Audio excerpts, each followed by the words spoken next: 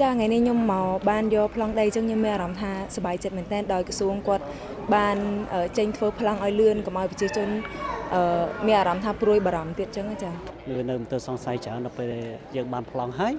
គឺថាយើងមានទំនុកចិត្តថាអានឹងរបស់យើងហើយថ្ងៃនេះខ្ញុំសប្បាយចិត្តបាទដែលបានខាងក្រុមហ៊ុនទេទៅខ្ញុំសិលថ្ងៃបាទឲ្យខ្ញុំមកទទួលយកប្លង់ណាសូមឲ្យតិជនយើងដែលគាត់មិនតាន់ទទួលបានគាត់មិនយូរទេខ្ញុំជឿថាមិនយូរទេក្រសួងនឹងគាត់ជួយហើយក៏បរិយក៏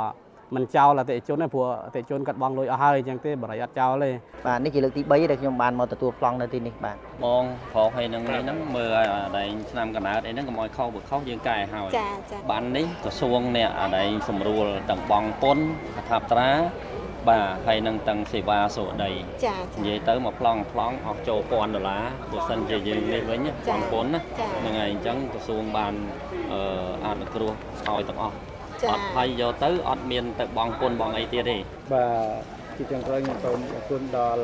ក្រសួងដែនដីបានខិតខំប្រឹងប្រែងរៀបចំឯកសារនិងធ្វើប្លង់ឲ្យយើងបានអញ្ចឹងហើយនឹងអរគុណដល់បរិយាលេងបតានឹងដែលគាត់បានខិតខំប្រឹងប្រែងរកដំណោះស្រាយនិងខំប្រឹងគេថាសាងសង់ផ្ទះឲ្យខ្ញុំបានអញ្ចឹងណាបាទអរគុណច្រើនបាទ